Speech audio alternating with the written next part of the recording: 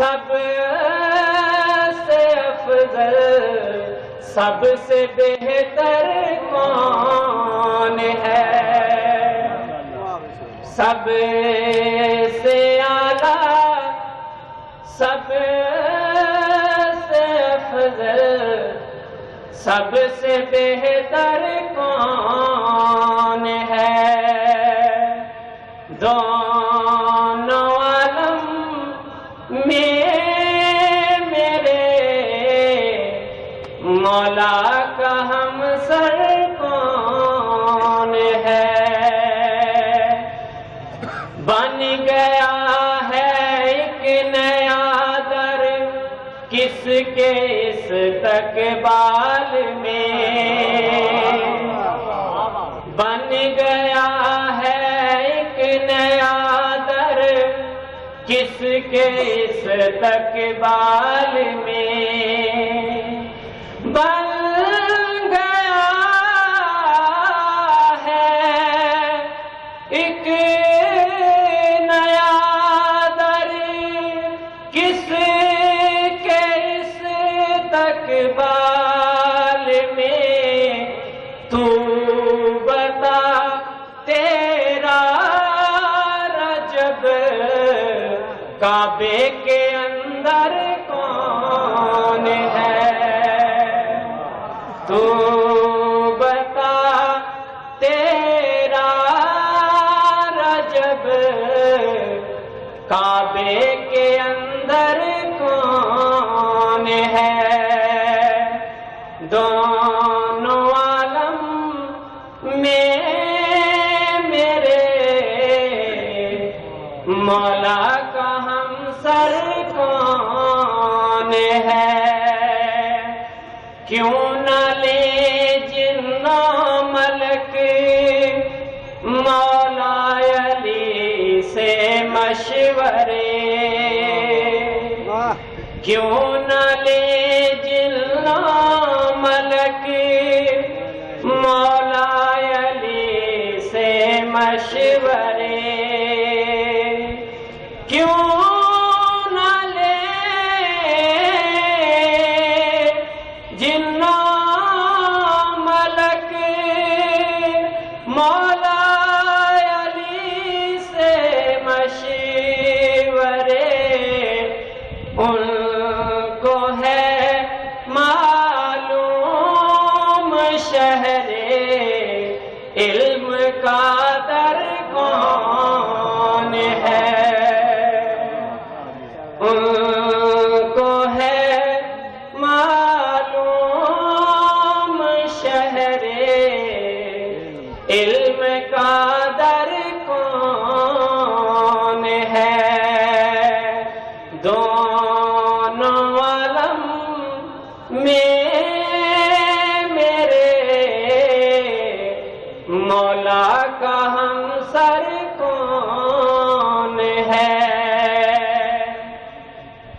کر کے مرحب کو دوبارہ ہنس کے بولی ذوالفقار،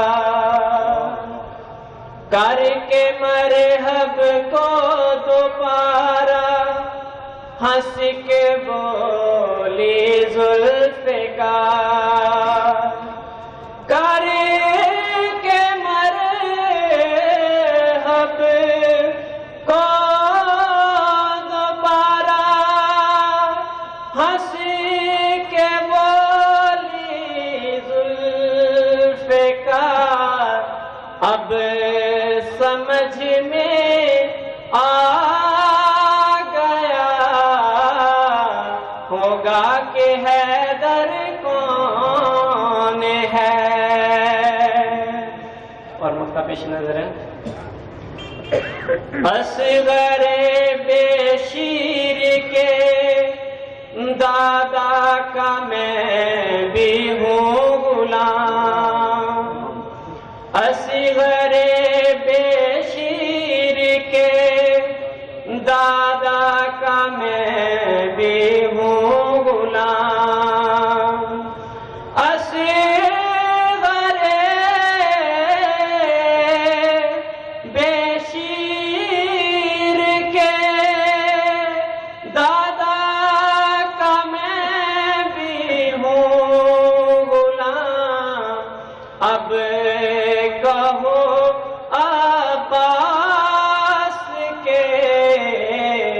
قد کے برابر کون ہے دونوں عالم میں میرے مولا کا ہمسر کون ہے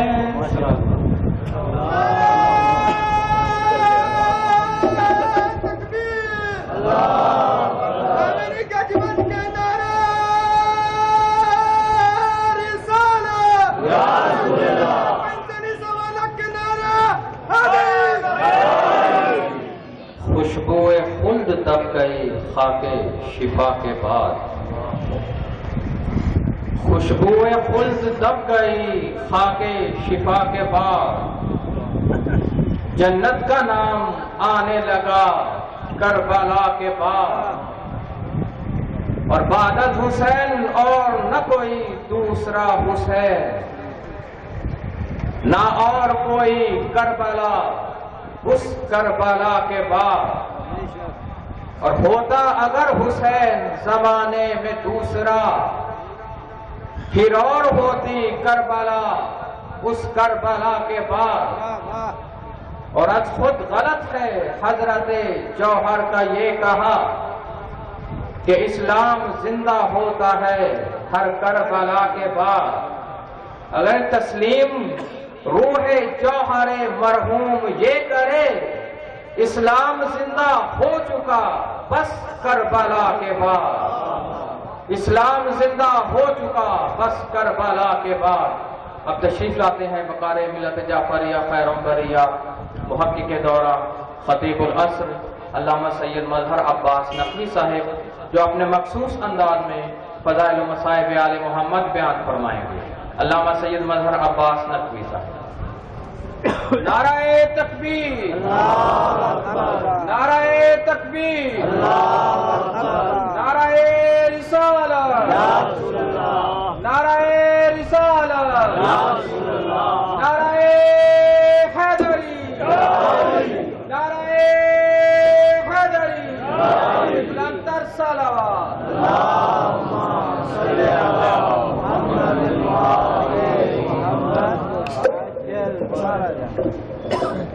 پر محمد و آل محمد بلندتر صلوات صلی علی محمد و آل محمد عجل فرجہ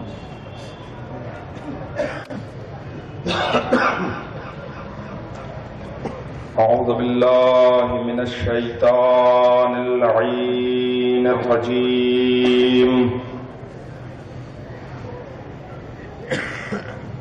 بسم اللہ الرحمن الرحیم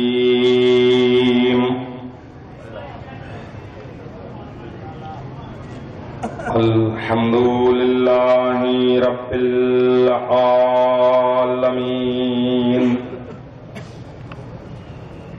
الصلاة والسلام على اشرف الخلائق اجمعین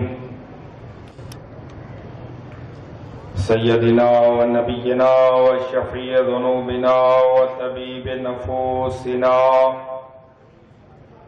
حبیب الہ العالمین ابی القاسم محمد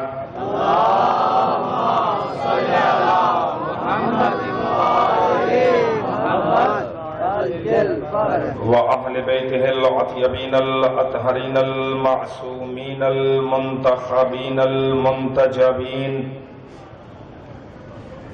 الذين أذهب الله عنهم الرجس وطهرهم تطهيرا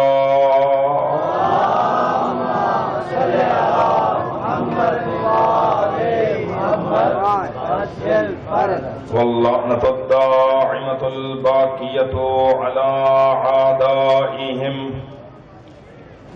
ومنكري فضائلهم وغاصبي حقوقهم أجمعين أما بعد فقد قال حق سبحانه وتعالى في القرآن الكريم وقوله الحق وهو أصدق القائلين بسم الله الرحمن الرحيم إن كنتم في ريب مما نزلنا على عبدنا فأتوا بسورة من مثله وادعوا شهداءكم من دون الله إن كنتم صادقين صلوات پر محمد وآل محمد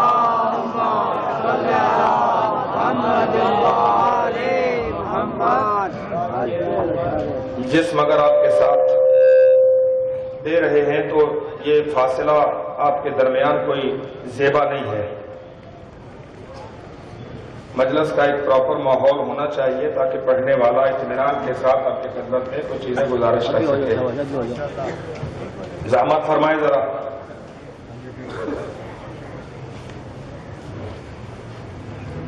صلوات اتنی بلند کہ معلوم ہو آپ مجلس سماعت کرنے کے لیے تشریف فرما ہیں.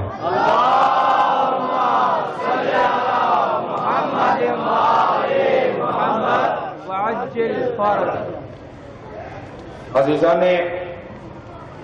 گرامی قدر، سامعین ذی وقار، محبان محمد و آل محمد، اس آیہ مبارکہ کو آج کی اس چوک کی مجلس کا عنوان قرار دیا گیا ہے.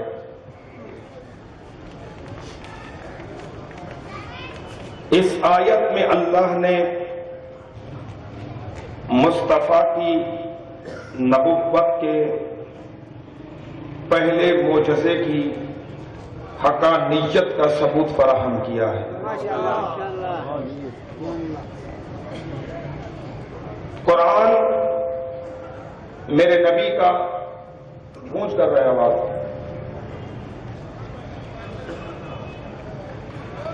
وہ معجزہ ہے کہ جو لازوال ہے، دائمی ہے، ابدی ہے. جب تک اس روح کائنات میں قرآن موجود ہے تب تک محمد کا نام ان فضاؤں میں زندہ ہے. توجہ فرما رہے ہیں. یہاں ابتدا میں آپ کے سماعتوں کی نظر ایک جملہ کرنا چاہتا ہوں. امت کے درمیان عجیب نظریات موجود ہیں. کوئی نام نہاد اسکالر ٹی وی پہ کھڑے ہو کے یہ جملے کہتے ہیں محمد مر چکا، اب اس کا کلمہ پڑھنے کی ضرورت کیا ہے؟ محمد جب نہیں رہے اب اسے پکارنے کی ضرورت کیا ہے؟ تو اگر تو تم اپنے دعوے میں مبنی بر صدق و صفا ہو کہ واقعاً محمد مر چکا تو پھر کتاب نہیں لے کے آؤ. غور نہیں فرما رہے میں کیا کچھ کر رہا ہوں. اگر تو اس دعوے میں واقعاً سچے ہو کہ رسول جا چکا، اب مرنے کے بعد ظاہری دنیا چھوڑنے کے بعد رسول کو پکارنا بدعت ہے، رسول اللہ کو اپنی مدد کے لیے بلانا شرک ہے، پیغمبر سے توسل کرنا ناجائز ہے. اگر یہ بات واقعاً درست ہے تو جب استاد مر چکا تو کتاب بیکار ہے.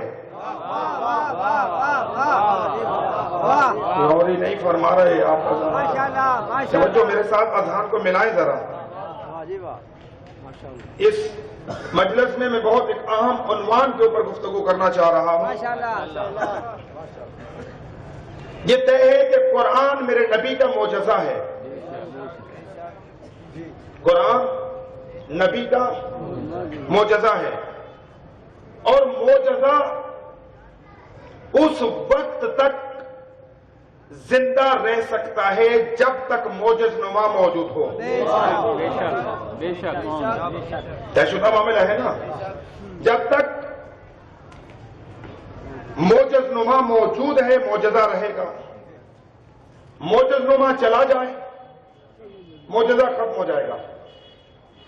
नू का मोजजा था कश्ती, नू चले गए, वो कश्ती के नजात वही खत्म हो गई। इब्राहिम का मोजजा था आतिश को गुलजार करना, इब्राहिम चले गए, मोजजा वही खत्म हो गया। मूसा का मोजजा था असा को अजदहा बनाना, मूसा चले गए, असा है, अजदहा नहीं बनता।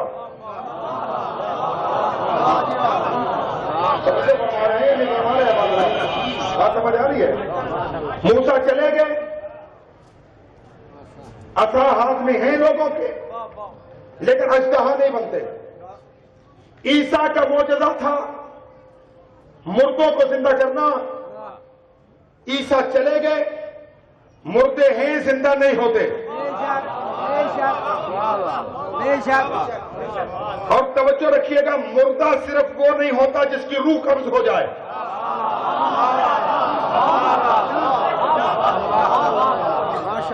मुर्दा सिर्फ वो नहीं होता जिसकी रूह कब्ज से अंसरी से निकल जाए। मौत और हयात आओ कुरान से समझो कि कुरान किसे जिंदा कहता है, किसे मुर्दा कहता है। कुरान बोला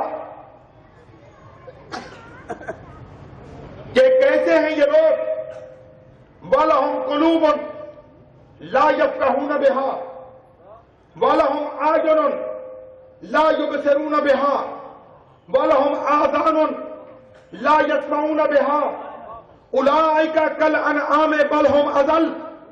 कुरान कहते हैं लोगों की मिसाल क्या है? दिल हैं सोचते नहीं,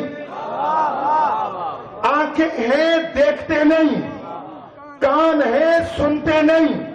उलाइका कल अनआम, ये तो जानवरों की तरह है। बल हुम अज़ल, बल्कि जानवर भी आंखें रख के देख लेता है। ये तो ऐसे जानवरों से भी गिरे हुए। गदीर में नबी ने अली दिखाया।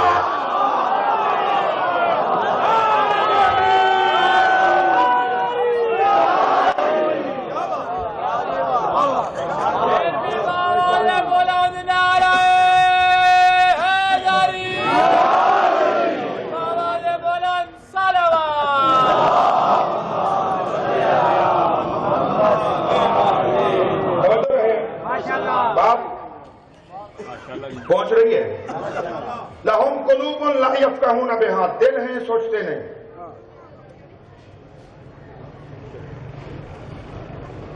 आंखें हैं देखते नहीं, कान हैं सुनते नहीं। अब ये कैसी मखलूक है कि जो सब कुछ रखने के बावजूद कुरान कहता है कि ये आंखें हैं देखते नहीं, कान हैं सुनते नहीं। अगर तवज्जो हो तो एक आयत और सूरा रूम की पढ़ना चाहता हूं। इरशाद हो रहा है, पैगंबर से अल्लाह खिताब कर रहा है, ऐ रसूल, आप अपनी आवाज, आप अपनी गुफ्तगू, आप अपनी तकरीर मुर्दों को नहीं सुना सकते, और उन्हें भी जो बहरे हैं। समझ रहे? ला तुस्मिउल मौता वला तुस्मिउ सुम्मत दुआ इज़ा वल्लो मुदबिरीन। कुरान कहता है नबी तू मुर्दों को भी आवाज नहीं सुना सकता, तू बहरों को आवाज भी नहीं सुना सकता। ऐ मेरे परवरदिगार, क्या तूने मोहम्मद को किसी कब्रिस्तान में मबूस किया है? नबी मुर्दों में नबी बन के आया था या जिंदों पर? नबी के सामने बैठने वाला मजमा मुर्दों का मजमा था या जिंदों का? फिर कुरान क्यों कहते कि ला तुस्मिउल मौत वला तुस्मिउ सुम्मत दुआ, न मुर्दों को न बहरों को आवाज नहीं सुना सकते। ए परवरदिगार, इनकी मौत की दलील क्या है? का इज़ा वल्लो मुदबिरीन, का इसलिए کہ جب تو خطاب کرتا ہے یہ تجھے پشت دکھا کے چلے جاتے ہیں. جب تو خطاب کرتا ہے یہ تجھے پشت دکھا کے چلے جاتے ہیں. پتہ یہ چلا قرآن نے موت اور حیات کا معیار قرار دیا محمد کو. جو نبی کی آواز پہ لبیک کہے وہ زندہ، اور جو نبی کی آواز سن کے چلا جائے وہ مردہ.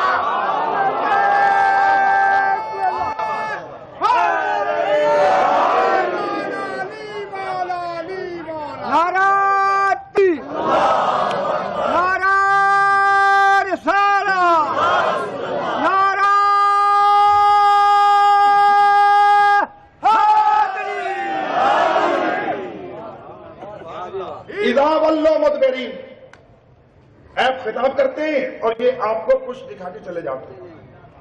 یہ ضرورت کیوں پیش آئی نبی کو کہنے کی؟ اگر کچھ لوگ کل آپ میں سے حاکرہ موجود تھے، ضمناً میں نے تقریر کے دوران ایک جملہ کہا تھا کہ عالم اور جاہل کی کبھی دوستی نہیں.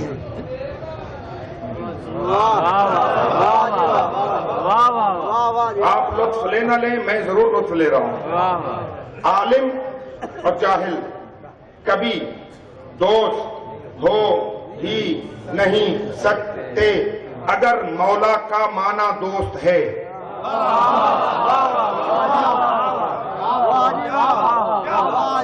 توجہ ہے یا نہیں ہے؟ بات پہنچ گئی؟ زیادہ وضاحت کی ضرورت تو نہیں ہے کہ ولی کے معنی کروں کہ ولی کتنے معنی میں استعمال ہوتا ہے. آپ کہتے ہیں کہ من کن تو مولا میں نبی نے کہا جس کا میں دوست ہوں اس کا علی دوست ہے، اور یہ فطرت کا قانون ہے. عالم اور جاہل کی کبھی دوستی ہوئی ہی نہیں ہے.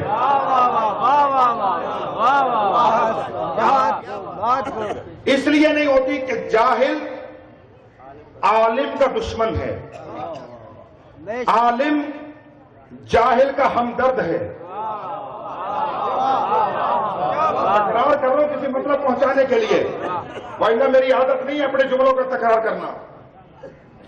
جاہل عالم کا دشمن، عالم جاہل کا ہمدرد.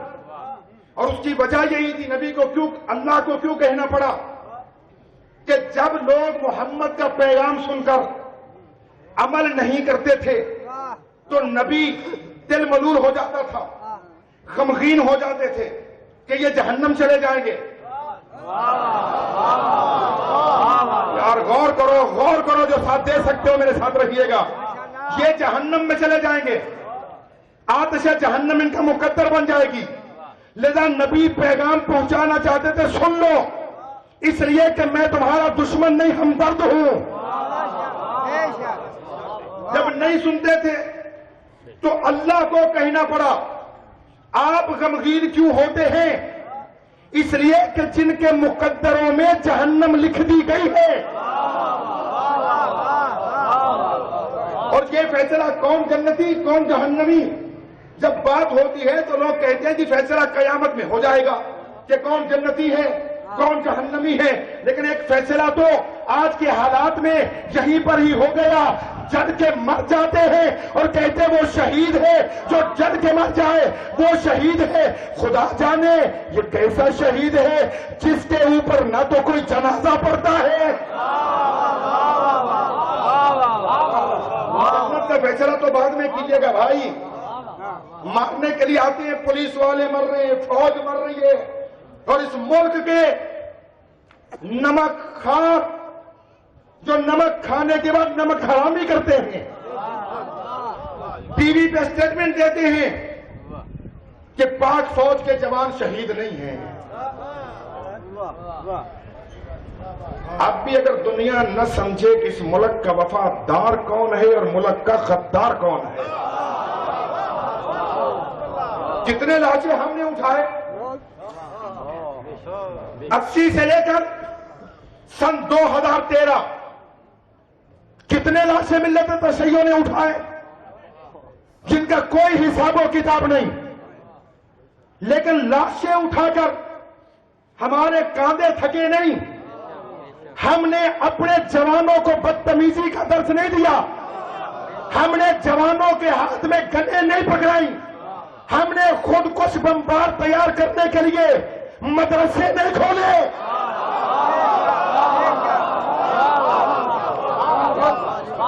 سوچ کے کہہ رہا ہوں، معلوم ہے مجھے ایجنسیاں سن رہی ہیں، پریس سن رہا ہے، موویز بن رہی ہوں گی، ریکارڈنگ سنیں اور سنائیں ملک کے غداروں کو، اس لیے کہ ہماری تو تینت میں ہے، جس کا ایک دفعہ کھا لو اس کے وفادار رہو۔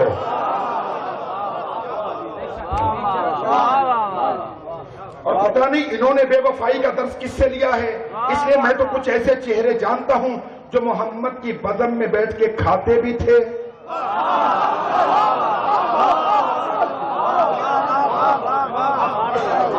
تاریخ کو میں بالکل پردوں میں لپیٹ کر آپ کے سپرد کرنا چاہ رہا ہوں۔ تو کہا موت اور حیات، مردہ صرف وہ نہیں ہوتا جس کی روح قبض ہو جائے، نہیں بلکہ کچھ دنیا کے اندر زندوں میں چلتی پھرتی لاشیں ہوتی ہیں کہ جو حقائق کا ادراک نہ کر سکے۔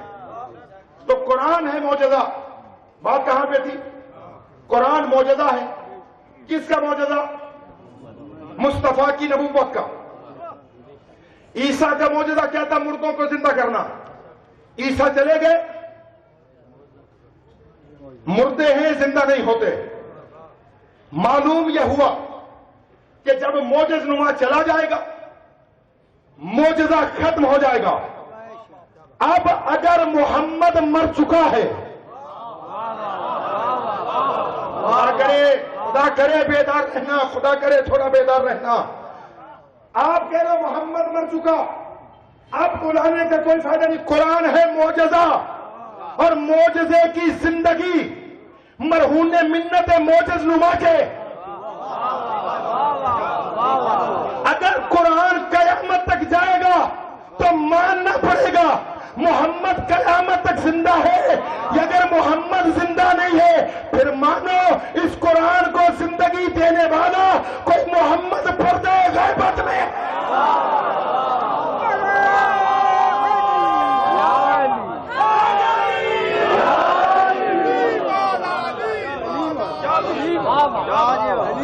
بات سمجھ آ رہی ہے حضور؟ یہ پیچھے والے حضرات میرے ساتھ ہیں آپ؟ ابھی تو میں تمہید عرض کر رہا ہوں، بحث تو شروع نہیں ہوئی، ابھی جو میں پڑھنا چاہ رہا ہوں وہ ابھی میں نے شروع ہی نہیں کیا۔ ان کنتم فی ریب مما نزلنا علی عبدنا، قرآن نے مکے کے بدوؤں کو خطاب کیا۔ تم کہتے ہو کہ اس قرآن میں شک ہے، اور شک کی پیداوار شک نہیں کرے گا تو کیا کرے گا؟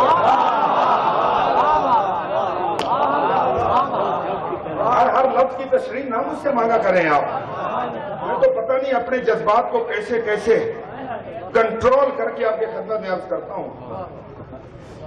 وَإِلَّا زبانیں تو ہمارے منہ میں بھی ہیں، ان مادر پدر آزاد گمنام شجرے والوں کو چپ کرانا ہمیں آتا ہے، لیکن ہم چاہتے ہیں کہ اس مادر وطن کا امن ہماری وجہ سے خراب نہ ہو۔ توجہ ہے؟ مکے کے بدوؤں سے قرآن خطاب کر رہا ہے کہ تم کہتے ہو کہ اس قرآن کے اندر شک ہے، ریب ہے، یہ محمد کے تصورات کا نتیجہ ہے۔ محمد اپنے گھر میں جاتا ہے اور سوچ کے کچھ پلان کر کے عربی لکھ کے باہر لے آتا ہے۔ چلو تمہارے اس اعتراض نے بھی ایک معاملے کو ثابت تو کر دیا۔ محمد گھر جاتا ہے، سوچتا ہے، سمجھتا ہے، لکھتا ہے،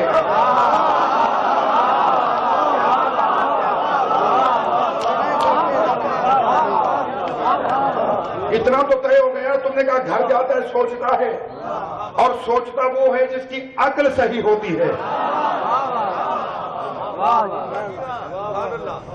پھر اس کے بعد لکھتا ہے، باہر آ کے تو مجھے پہ وحی آئی، اور کیا کہنے اس کے پاکیزہ تفکرات اور تصورات تھے۔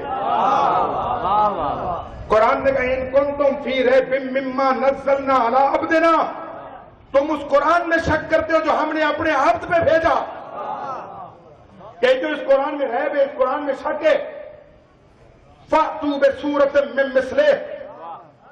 اگر یہ قرآن شاعری ہے، اگر یہ قرآن شک ہے، اگر یہ قرآن تصورات و تخیلات ہے، فَأْتُوا بِسُورَةٍ مِّن مِّثْلِهِ، جاؤ اس قرآن کی مثل ایک سورہ لے کے آؤ.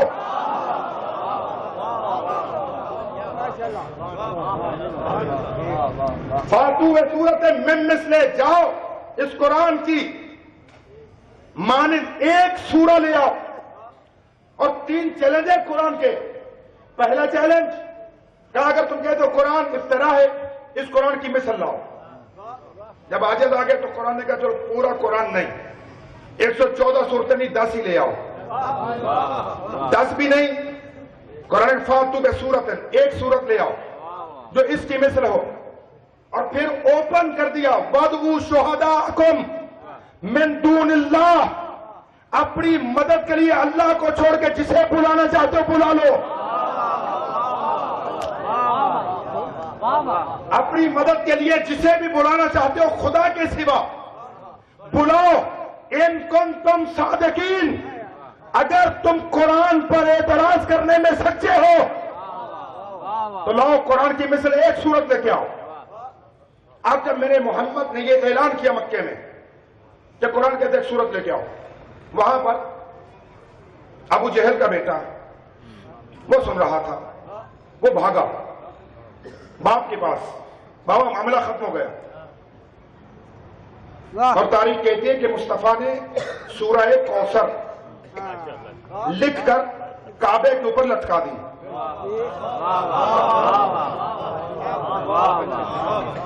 تب بہت بڑی سورہ بقرہ کی طرح کی سورہ نہیں، سورہ کوثر کی طرح لے آؤ. اور یاد رکھو ایک جملہ تمہاری لطافت کو دیکھ کے کہہ رہا ہوں کہ جو امت آج تک حسین کے اصغر کا مقابلہ نہ کر سکی، جو امت آج تک حسین کے علی اصغر کی مثل نہیں لا سکی، وہ قرآن کی بڑی سورہ کی مثل کہاں سے لائے گی؟ لٹکا دی. ابو جہل کا بیٹا دوڑا، بابا معاملہ ختم ہو گیا. کیا ہوا؟ کہا کہ محمد نے اوپن چیلنج کر دیا ہے، کھلا چیلنج. کیا کہا کہ اگر قرآن کی مثل ایک سورہ لے آتے ہو ہم اپنی نبوت کے دعوے سے دستبردار ہو جائیں گے. کہا تو بس اب لڑائی ختم، جھگڑا ختم، یہ پابندیاں شبندیاں ختم. آپ ایسا کریں جلدی جلدی کسی سے کہیں کہ قرآن کی مثل ایک سورہ بنا دے، اور بنانے کے بعد ہم وہ محمد کے سورہ کے مقابلے میں لگا دیں گے، مصطفیٰ اپنی نبوت سے دستبردار ہو جائے گا. بجائے اس کے کہ ابو جہل یہ کہتا کہ ہاں ہمیں دلیل دینی چاہیے، اس نے بیٹے سے کہا تمہیں میں نے کتنی مرتبہ یہ کہا ہے کہ محمد کی بزم میں جا کے نہ بیٹھا کر.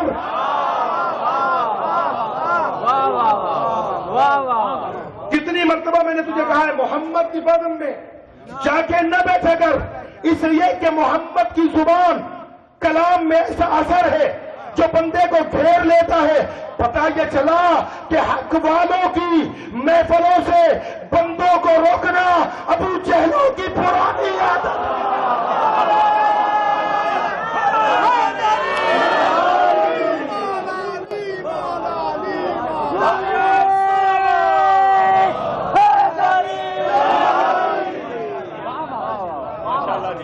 توجہ ہے، بات آگے بڑھائی جائے.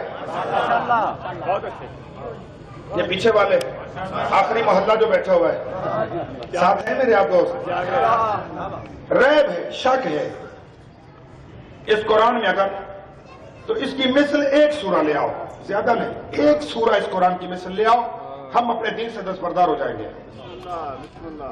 اور آج میں بھی یہاں پر ایک چیلنج کر رہا ہوں، اور مجھ سے پہلے سہیل بھائی وہ منظوم کر چکے ہیں. پوری امت مسلمہ پر مکتب جعفریہ کا ایک خادم ہو کر سوال کر رہا ہوں، تم علی کی مثل لے آؤ، ہم مذہب سے دستبردار ہو جائیں گے.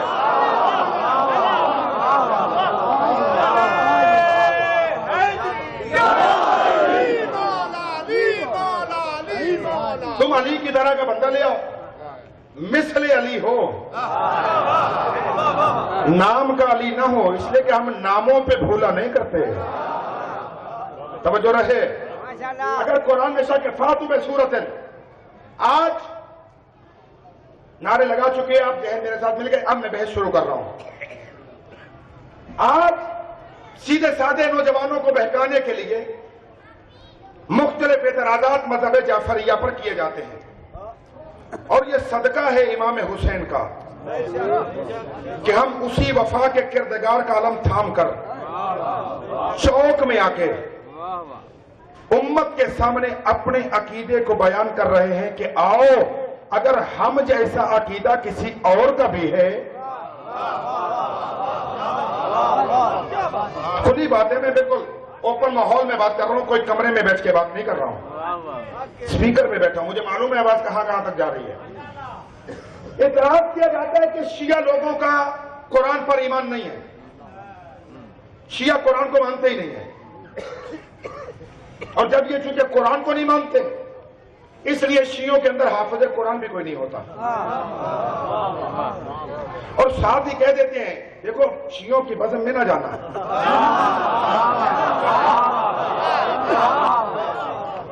اور اسی اعتراض پہ میری بحث ہے، اگر آپ میرا ساتھ دے دیں گے تو وعدہ میں کر چکا تھا، پتہ نہیں میری زبان سے کیسے لفظ امام بارگاہ میں نکل گئے تھے کہ کسی مجلس میں شیعوں کا ایمان بالقرآن آپ کی خدمت میں عرض کروں گا کہ شیعہ قرآن پہ ایمان کیسے رکھتے ہیں،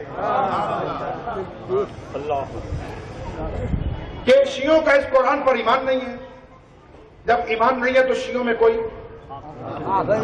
حافظ قرآن بھی نہیں ہے، اور ساتھ ہی شیعوں کی بزم میں نہ جانا اس لیے کہ وہ باتیں ایسی کرتے ہیں کہ بندہ ادھر سے نکل کے ادھر ہی چلا جاتا ہے۔ غلط بات ہو تو مجھے ٹوک دیجیے گا، مولوی صاحب کیا کہہ رہے ہو آپ؟ توجہ ہے، یہ اعتراض ہے کہ شیعہ مانتے نہیں قرآن کو، جب ایمان نہیں ہے تو حافظ قرآن نہیں ہے۔ بار بار دہرا رہا ہوں تاکہ کوئی واقعہ آپ کے ذہن میں آ جائے، شیعوں میں حافظ قرآن نہیں ہے، اور جب میں دلیل دوں گا اس کی تو پھر بڑا لطف آئے گا، اور شاید بعد میں وہیں پھر روک بھی دوں، جب آپ کی حالت غیر ہوگی تو بات وہاں روک بھی جائے گی۔ شیعوں میں کوئی حافظ نہیں ہوتا، ساتھ شیعوں کی بزم میں بھی نہ جانا، یہ تو میں بات میں کروں گا ایمان ہے یا نہیں، پہلے تو حافظ پہ بات کر لیتے ہیں۔ آج سے کوئی 5-7 سال پہلے آپ نے سنا ہوگا کہ ایک ایسی مملکت جہاں پر علی کا علی بیٹا راج کر رہا ہے، مولا رضا کی سلطنت، شہر قم کے اندر ایک سید محمد حسین طباطبائی نامی بچہ پیدا ہوا۔ اب مجھے نہیں پتا کون 20 سال میں، کون 30 سال میں، کون 40 سال میں جا کے قرآن کا کتنا حصہ حفظ کر سکا تھا، یہ مجھے نہیں پتا، نہ میں کسی کے عقیدے پہ بات کر رہا ہوں، لیکن یہ طے ہے، دنیا نے مانا کہ عالم اسلام میں واحد فرقہ ہے شیعہ کہ جن کے مکتب میں 5 سال کا بچہ حافظ پیدا ہوا۔ توجہ نہیں، ابھی مجھے بات کرنے دیجیے گا، ابھی نعرے روکیے ذرا۔ 5 سال کا بچہ حافظ ہوا، پوری دنیا میں کھلبلی مچی، مختلف ملکوں نے دعوت پہ بلایا، سرزمین کعبہ پر محمد حسین طباطبائی کو بلایا گیا، وہاں پر امام کعبہ سامنے بیٹھے، مفتی اعظم سامنے بیٹھا، شاہ سامنے بیٹھا، بادشاہ وقت سامنے بیٹھا، محل میں گفتگو تھی، محمد حسین طباطبائی اسی طرح قرآن سے جواب دے رہے تھے جس طرح سے علی محمد کے ہاتھوں پر، توجہ رہے، جس طرح علی محمد کے ہاتھوں پر جواب دے رہے تھے۔ خدا کی قسم آج تک یہ کہنے والے شیعوں کا جھوٹا کھانا حرام ہے، جو کھا لے وہ کافر ہے۔ دنیا نے وہ موویاں دکھائی، جب محمد حسین طباطبائی نے پانی پیا اور کچھ چھوڑا تو مفتی اعظم نے کہا یہ پانی ہمیں تبرک میں دے دو۔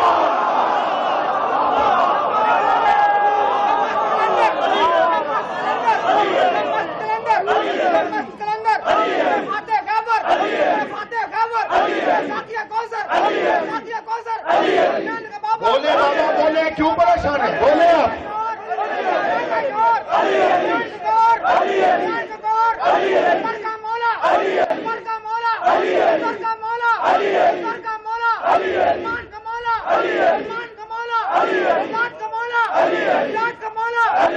جنہیں ہاتھ ملی علی ذکر میں اٹھانے کے لیے، علی کا مولا علی کا مولا علی کا مولا آپ کا مولا آپ کا مولا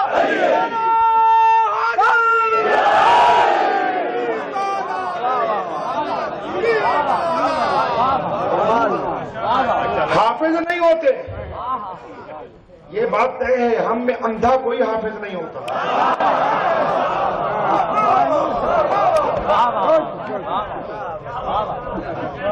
وہ سید بیٹھا، پانی اس نے پیا، کچھ چھوڑ دیا، مفتی اعظم نے کہا یہ پانی ہمیں تبرک میں دے دو، ہم اس جھوٹے پانی کو پئیں گے، شاید کہ ہمارے اندر بھی علم قرآن آ جائے۔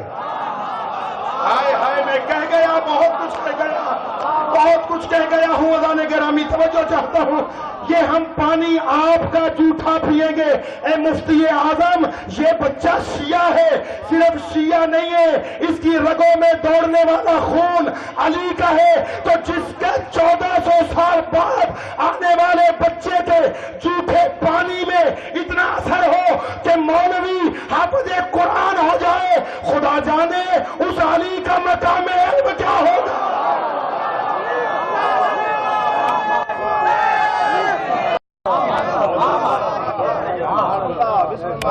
پڑے ہیں تو فقط کاری ہے، تجھے کب بارش تطہیر نظر آتا ہے، بات باتوں میں الجھنے کی نہیں پیارے، دل مسلمان ہو تو حسین نظر آتا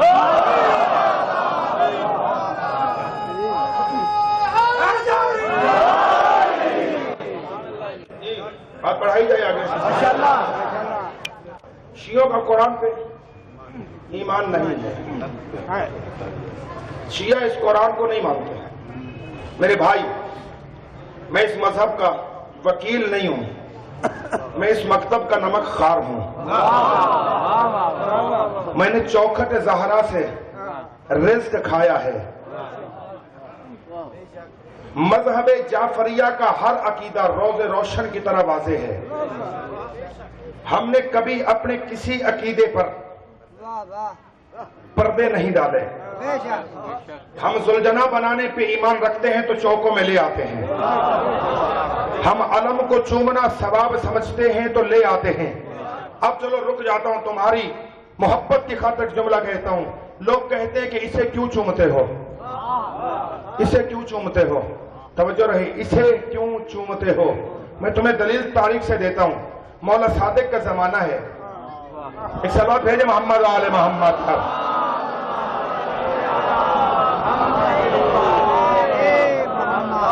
مولا صادق کے زمانے میں امام تشریف فرما ہے، رسول خدا کا عصا وہ مولا کے پاس پڑا ہے، عالم جوانی ہے امام کا، بڑھاپا بھی نہیں۔ امام نے اسے اپنے ہاتھ میں رکھا ہوا ہے۔ امام کے مقابلے میں امامت کا دعویٰ کرنے والا پہنچ گئے، لفظ نام نہیں لوں گا، لفظ پہنچ گئے، امام کی خدمت میں آیا، کہا کہ یہ کیا جوانی میں آپ عصا کے سہارے چل رہے ہیں؟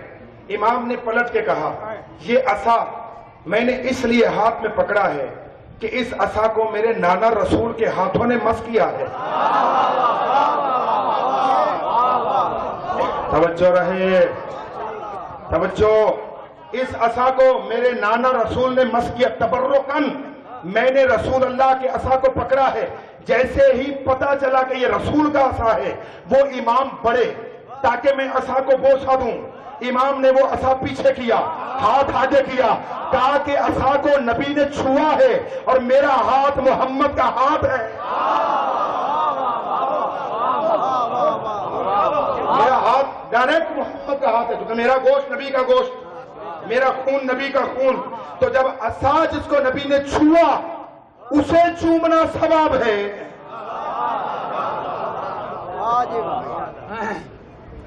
تو میرے بھائی، ہمارا جو بھی عقیدہ ہے ہم اس پہ کبھی پردہ نہیں ڈالتے۔ ہم آذان میں علی ولی اللہ کہنا اپنے ایمان کا جز سمجھتے ہیں، لذا 5 وقت ہماری آذان ایک ہی رہتی ہے۔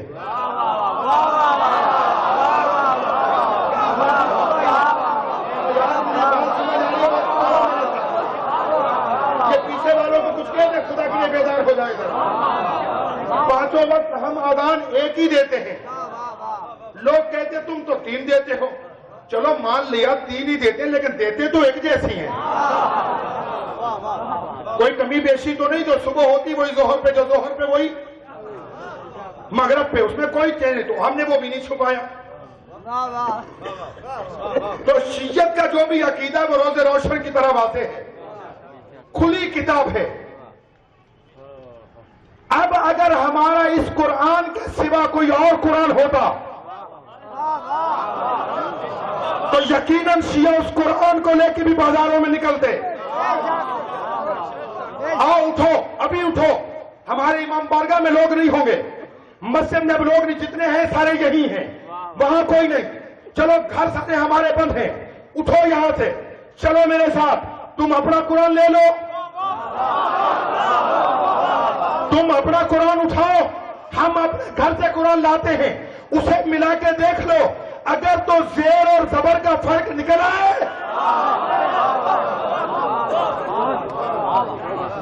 تو ہم مذہب چھوڑ دیں گے. چوک میں بات کر رہا ہوں, معلوم ہے مجھے کس کے جواب کہاں کہاں دینا پڑ سکتا ہے, چھپایا نہیں ہے. اور سنو شیعوں کا اس قرآن پہ ایمان کیا ہے. ہم قرآن پر ایمان بھی قرآن سے رکھتے ہیں. قرآن نے کہا کہ الف لام میم ذالک الکتاب لا ریب فیہ, یہ وہ کتاب ہے جس میں شک نہیں. اور خدا کی قسم آج تک کبھی کسی شیعہ نے قرآن پہ شک کیا ہی نہیں. اور توجہ, چلو توجہ, جب آپ نہیں سمجھ پا رہے ہو, ہمارے قرآن پر ایمان کی اس سے بڑی دلیل کیا ہوگی کہ جب بھی کوئی اعتراض کرتا ہے وہ کہتے ہیں جواب قرآن سے دو.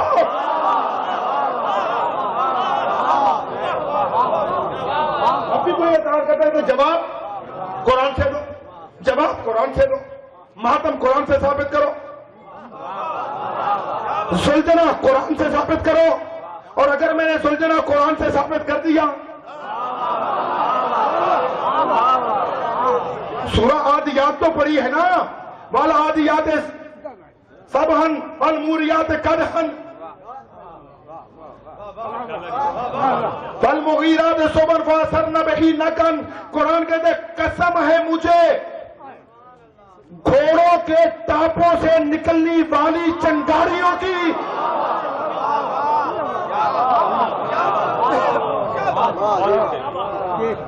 قسم والعادیات زبان, قسم ہے مجھے گھوڑے کے پاؤں سے نکلنے والی چنگاریوں کی. فاثرن بہ نقعا, اور دوڑنے کے بعد جب گھوڑوں کے نتنوں سے سانسوں کی آوازیں نکل رہی تھیں, قرآن کہتا مجھے ان سانسوں کی قسم.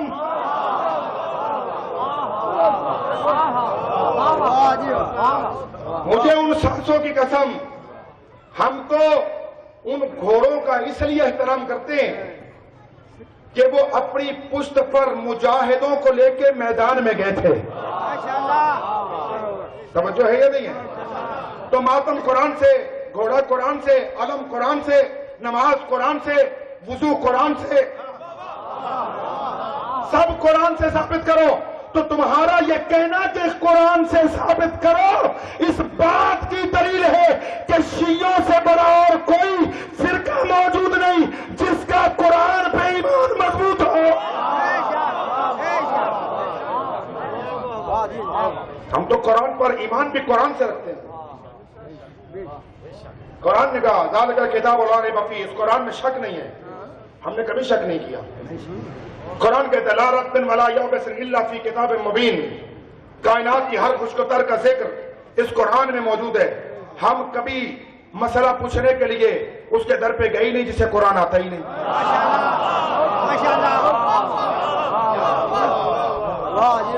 بہت توجہ, بہت توجہ چاہتا ہوں, بہت توجہ چاہتا ہوں. ہم کبھی اس در پہ نہیں جھکے جہاں قرآن نہ ہو.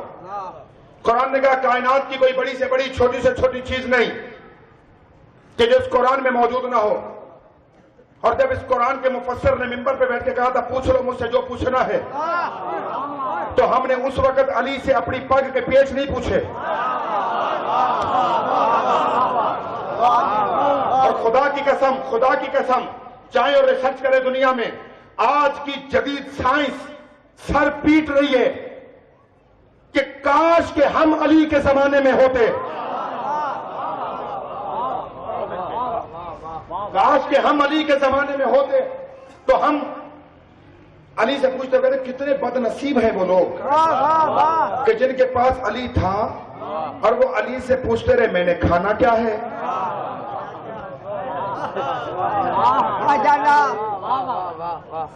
तवज्जो फरमा रहे हैं आप और है दोस्तों का।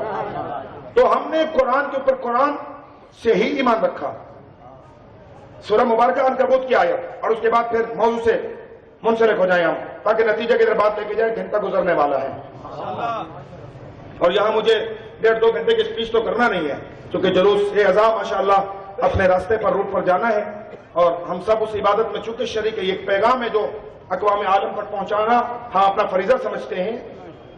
सूरह मुबारक अनकबूत में कुरान कह रहा है बल हुवा आयातुन बय्यिनात फी सुदूरिल लज़ीना ऊतुल इल्म। ये कुरान वो रोशन आयतें हैं जिन्हें अल्लाह ने साहिबान इल्म के सीनों में बंद किया है। ये कुरान वो रोशन आयतें हैं जिन्हें खुदा ने ऐसे सीनों में बंद किया है कि जिन्हें इल्म दिया जा चुका। हम कुरान पर ईमान रखते हैं, लेकिन आओ मैं तुम्हें एक ऐसी वादी में ले जाऊं कि हम कुरान पर ईमान कैसे रखते हैं। या हम कुरान से पूछते हैं, या हम कुरान उससे पूछते हैं कि या कुरान उसके साथ है या वो कुरान के साथ है। जो बेदार हो मेरे साथ रहिएगा, बस बात नतीजे की तरफ लेके जाना चाहता हूं। मजहब जाफरिया की बहुत बड़ी किताब नहजुल बलागा, और मैं ये बात क्यों कर रहा हूं कि मैं बताना चाह रहा हूं कि शियों का कुरान पर ईमान क्या है, शिया कुरान को कैसे मानते हैं। और अली से क्यों पूछ रहा हूं?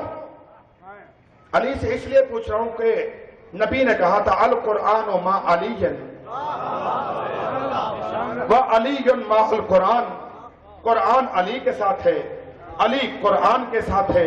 ना कुरान अली से जुदा है, ना अली कुरान से जुदा है। और मैं किसी मौलवी से अगर ईमान के मुताल्लिक पूछूंगा तो बात कुछ और हो जाएगी। मैं तो अली से पूछता हूं। इसलिए क्यों अली से पूछ रहा हूं? इसलिए कि कुरान जिस्म है, अली रूह है। तवज्जो रहे, कुरान जिस्म है, अली रूह है। कुरान फूल है, अली खुशबू है। कुरान जिक्र है, अली जाकिर है। कुरान मोहम्मद की जुबान से अदा हुआ, अली मोहम्मद की जुबान चूस के पढ़ा।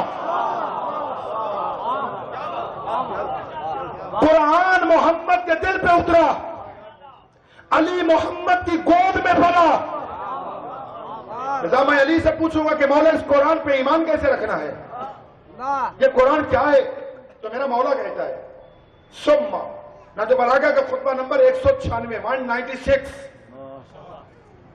नहजुल बलागा खुतबा नंबर 196 उसके अंदर मेरे मौला के खुतबे के इक्तिबास से जो मैं अर्ज कर रहा हूं, सुम्मा अंजला अलैहिल किताब नूरन ला तुत्फा ज़ौहु। मेरा मौला कहता है कि फिर अल्लाह ने अपने नबी पर कुरान को एक नूर की शक्ल में उतारा। कुरान को एक नूर की शक्ल में मुस्तफा पे उतारा। ला तुत्फा कि जिस नूर की सिफत यह है कि उसकी रोशनी कभी कम नहीं होती। जो रहे बस बात नतीजे पे है, तमहीद पे नारे लगे, अब नतीजे पे सोना जाइएगा। कुरान वो नूर जिसकी रोशनी कभी कम नहीं हुई। तवज्जो रहे, रोशनी जिसकी कभी कम नहीं हुई। फिर मेरा मौला कहता है ये कुरान इल्म का एक ऐसा समंदर कि जिसके किनारे कभी मिले ही नहीं है। ये इल्म का एक ऐसा समंदर जिसके किनारे कभी मिले ही नहीं। اور یہی وجہ تھی میرے مولا کے پاس ایک بندہ آیا, مولا یہ قرآن کیا ہے؟ میرے مولا فرماتے سن, ظاہرہ علیکن باطنہ امیکن, اس قرآن کا ظاہر بڑا خوبصورت ہے اور اس کا قرآن کا باطن بڑا گہرا ہے. اس کا مولا ایک باطن, امام فرماتے نہیں, قرآن کے ایک ایک لفظ کے 70 باطن ہیں. اب جو سو گیا اس کا مقدر سو گیا. قرآن کے جو لفظ کے 70 ایک معنی ظاہری 70 معنی باطنی. مولا کہتے ہیں قرآن کے 70 باطن ہیں. وہ صحابی کے چہرے پہ حیرت کی ہوائیاں اڑ رہی ہیں, کیا ہو گیا؟ قرآن کا ایک ظاہر اور 70 باطن. کہتے ہیں مولا قرآن, کیا کوئی دنیا میں ایسا عالم بھی ہے جو اس قرآن کے 70 باطن کو جانتا ہو؟ علی نے اس کا چہرہ دیکھا اور دیکھنے کے بعد کہتے بھارت تیرے مقدر پہ رشک کرنا چاہیے, تو علی کے ساتھ رہتا بھی ہے.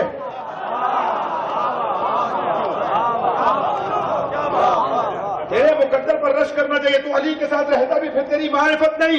مولا فرماتے دنیا میں بڑے بڑے عالم, کوئی ایک باطن کا عالم, کوئی 2 کا, کوئی 4 کا, لیکن 70 باطن کا کوئی عالم نہیں. وہ دیکھ کہتے آقا کوئی ہے جو قرآن کے 70 باطن کو جانتا ہو؟ علی دیکھ کر کہتے تو نے سورہ یاسین میں وہ آیت نہیں پڑھی, کل شیء احصیناہ فی امام مبین.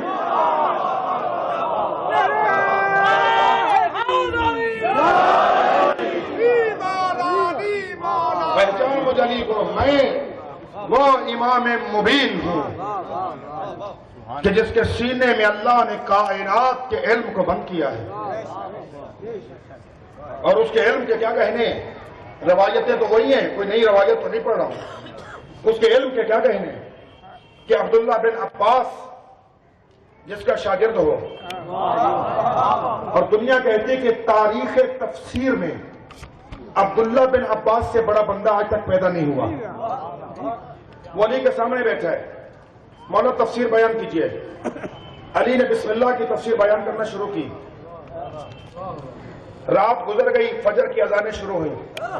علی فرماتے عباس کے بیٹے جاؤ نماز پڑھو. وہ کہتا مولا ختم. امام فرماتے ابھی تو میں بے کے نقطے تک بھی نہیں پہنچا.